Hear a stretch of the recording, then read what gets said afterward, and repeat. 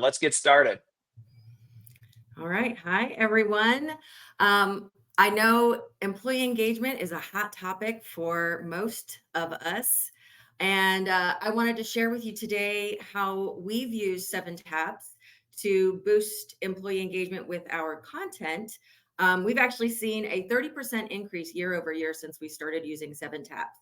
So I'm going to show you guys this framework that I've created and that you can use to measure the impact and find actionable insights to improve your micro-learning strategy. So let's get started.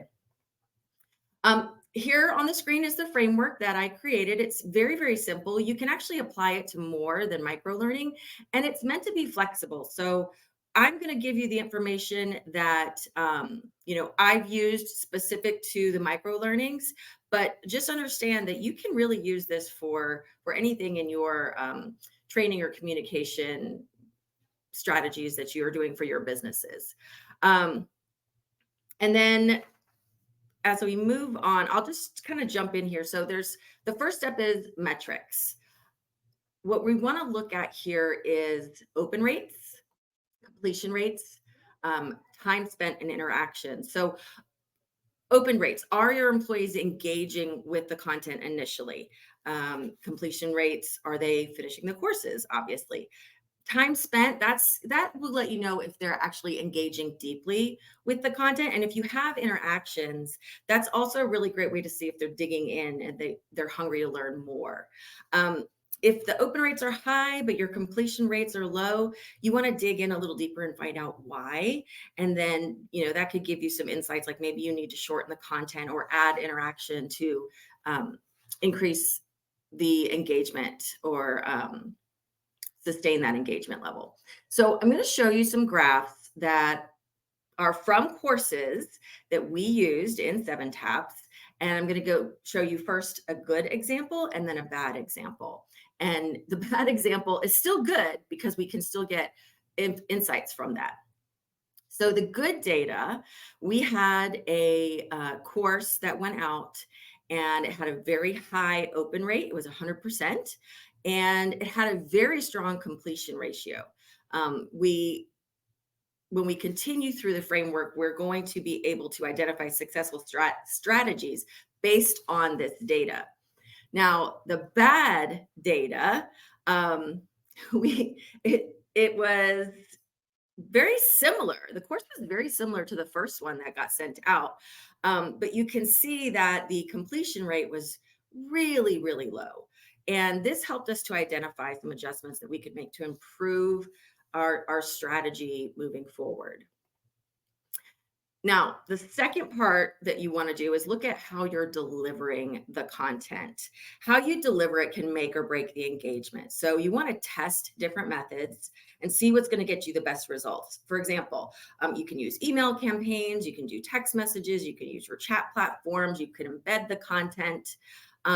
For us, our company culture, the majority of the communications are still sent out via email.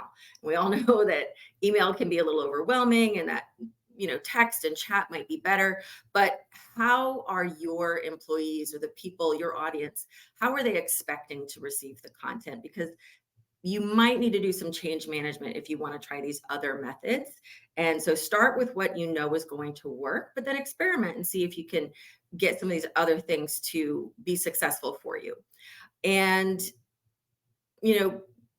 some of our stuff we have noticed, like if we're sending out to an audience who's like our road warriors, the texting does work a little bit better for them. But then for the mass majority, email for us does work the best. So when we go back to the 2 examples that I showed you, now they're here on the slide for you side by side. Our good example, this was content that we sent out to managers of our target audience. And we asked the managers to forward that out to their teams. And that got us that nearly 70% completion. On the example on the right, we actually embedded that content within an internal communication page. And that's where we saw only an 8% completion. So even though, again, these were very similar courses based on how long they were, how they were structured, but the delivery was really what made the difference here. Next, we want to talk about the content. So when you're evaluating your content, there are multiple factors to consider. Hopefully, you've already done your needs assessment prior to creating the micro learning. However, you may discover that some topics perform better with your audience as a micro learning than others. The topic and the length of the micro learning often go hand in hand. And if the topic resonates with your audience, there's a good chance they'll be engaged with a longer micro learning. However, even if the topic is relevant, if there's too much text or it doesn't flow well, you can still run into engagement issues. And that's where we come back to our examples. So looking at our good data example, that content was job-related skills training. And on the bad data example, that content was from a culture initiative. So while they were both very similar in length, and we kept the on-screen text to a minimum, there's clearly a difference in engagement based on the content. So when you are looking at your trends using the framework, you do want to focus on what your audience needs and what their interests are. Now we come to step 4, test and refine. You want to start with small tweaks, like shortening the content or adding calls to action, making it interactive. Try different things, find out what you're going to get based on the audience, based on the topic, all of those things that we've already talked about. So here's an example of after we made some adjustments based on what we had learned. We added a course with some quizzing, and our completion ratio for this one was nearly 90%. So the takeaway here is continue to experiment. And once you've found your success, keep experimenting. Don't assume that what's worked in the past will continue to work in the future. Now, step 5 is your action plan. This is your what, how, and when. So what will you test first? How will you measure success? And when will you review and adjust? Make sure that you get all of that identified, because that's going to help you make sure that your strategy as you're moving forward is really structured well, and that you're going to get the best outcomes based on what you are doing and what you're putting in place. And now the last slide I want to show you, this is really cool, I think. This is a slide showing the outcome that we had with a very structured, multi-phased micro-learning campaign that came out in 2024 for Women's History Month. And this was delivered entirely by email, and this was for our general audience, so everyone in the organization. And this was a vast improvement for a culture topic, a culture initiative, but it improved greatly from that initial 8% completion that we had with our very first culture initiative micro-learning. So you can still be successful even if a topic initially wasn't getting the results you were looking for. You just have to be very strategic about the changes you're making and how you're delivering it. So you can still use micro-learning for a lot of things, even if at first they don't seem to be successful. All right, so going back to the framework here, like I said, this is a very simple framework, but improving engagement starts with analyzing your data, experimenting with delivery, aligning your topics with interests and goals, and making small yet impactful changes. So keep repeating this process, and I'm sure you'll have great results on engagement too. Thanks everyone for listening to me chat about micro-learning today. It was my pleasure to be here. And if you want to connect with me on LinkedIn, I'm the only Jennifer Hovestadt on there that I know of. So you can go on there and find me, and let's connect and chat. If you ever want to brainstorm ideas, I'm happy to do so. Awesome. Well, this has been, you know what, Jennifer, I think in 16 episodes of doing this, I think you're one of the first people who has managed to, one of the first few people who have managed to come in under time, which is great because it allows me to look back at some of the Q&A of what people are asking and engage and bring them in. So I'm gonna take this down so we can just chat. One of the questions from Sarah in the Q&A. And by the way, folks, if you have questions, I will try and look at the chat and incorporate them, but I will warn you that chat moves like lightning. So it's a little bit difficult. So if you go to the Q&A, like Elena said, then I will actually make sure we answer them. But one of the questions Sarah had is the data you collected. How did you go about collecting that data? Like, what did that process look like? Because that sometimes can be either unfamiliar or uncomfortable territory for folks. Yeah, so with the Seven Tops platform specifically, you can look at a lot of that data right there within the it's either called statistics. I think it's called statistics in the menu when you're looking at your course. And then Okay. you can download that data also as a CSV file if you want to use that with additional data points that you might be gathering. So like if you've got a Okay. bit.ly embedded in the course, you can, use that data in conjunction with the data you're getting from Seven Taps. Okay. Okay. Got it. All right. So another question that came through is from, let's see, who's it from? From Jen to, so one of the question was like, by adding a quiz, right? It doesn't necessarily mean, well, I guess it kind of speaks to the methodology. It doesn't necessarily mean people will complete it unless that's a required piece. So how did you approach that? And what do you think was behind some of the jump that occurred? So that one where it jumps so drastically with the quiz, again, it's all about experimenting, understanding Yeah, what your audience is looking for. That particular one, I'm not gonna lie, it was a fun quiz. It wasn't like a skills quiz. It I was a love that. Star Wars quiz. A Um, Star Wars quiz. Yeah, and it was, we were just trying to boost some, do something fun.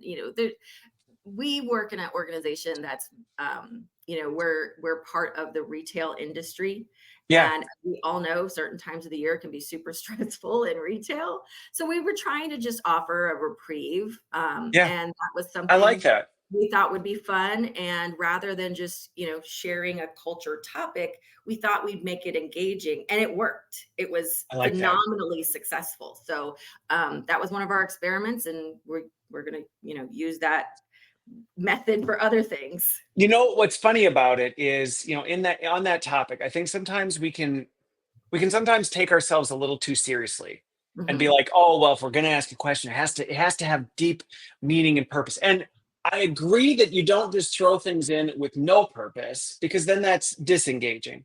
Right. But even you describing that, well, maybe it wasn't directly relevant to the course, it did have purpose. You had an Mhm. intention. Your goal was to give people a reprieve and Mhm. to engage them in a way that was unexpected. And to me, that is a purpose. And I know when I've worked with my teams over the years, sometimes I'm like, maybe the purpose isn't necessarily the purpose you would expect, but it's still purpose driven. And I love that you mix that where it's like, yeah, it was a different purpose, but it was for purpose. It worked and it accomplished what we were looking to do. Mhm. Okay. So let me see. Let me see some of these other ones that have popped through. Um, okay. So how about this one?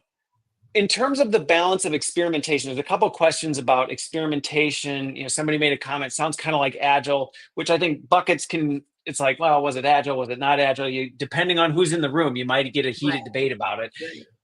But how do you strike that balance between formal, structured, kind of having a plan and executing against that, and then also going, well, but we're going to learn along the way? Where have you had to strike that balance? Um, I mean, we've tried we're using this for, like I said, skills related training, but then we're also using it for culture initiatives Okay. and more of like a communication channel. So, you know, we're just, yes, it's agile in the sense that, we're reiterating things Yeah. constantly, but we're also just trying new things. We're not keeping ourselves in a box when it comes Yeah. to learning. Has to always be this, right? Yep. Learning can be a lot of different things. And micro learning, because it's so short and so easy, you can try a bunch of things and it's not really a time suck to do something Yeah. like versus creating a whole e-learning course and delivering it, that takes like weeks. Micro learning is so simple and so easy. You can Yep. really experiment and just try all kinds of things within your strategy. I'm not saying just go out there and do whatever. Throw spaghetti at the wall and see what But, happens. have a strategy when you're going in. That's, this framework isn't just, a standalone. You have to use it in conjunction with your actual The bigger learning one. Okay. program. Yeah. Okay. Um, So that makes sense. And I think I know we always get a mix of seniorities in here. And I think, from the vantage point where I've sat, having been at lots of different levels in the space, I think there is this, you have a big vision, you have a big strategy that you're marching towards, but the paths and the experiments that you do to get there, we sometimes don't have enough freedom and flexibility in that to go, mhm, what's really the harm in that? And I think to your point on microlearning, it's fantastic when you can go, let's try it. And if it doesn't work, we didn't commit a lot of time or energy to it, and big deal. And I know there have been times I've been dragged into boardrooms and gone, what the heck were you thinking? And you go, really, are you really going to light me on fire for that? Like, what harm did we do? And sometimes they do anyway, but most of the time they're just kind of like, oh, okay, fine, you're right, no hurt, no foul. And yeah. I think there's a lot of opportunity for that, and I love that you brought that into the mix on that. Last one, and then we'll transition here, is, is this something that you've ever experimented or seen done outside of the like with customers, things like that? Is that something that you've ever experimented with as you're thinking about the retail space? We have thought of doing it in certain situations. We did a pilot with one of our programs where they were not really using it for customers, but like people outside of our employees Okay. to kind of Okay. share information. Um, sometimes it's just a struggle because of policies within different stores and things like that. So for expanding outside of our internal audience, we haven't done much with that yet. Okay. Not to say that we won't in the future, Okay. but we've got to find the right situation for it.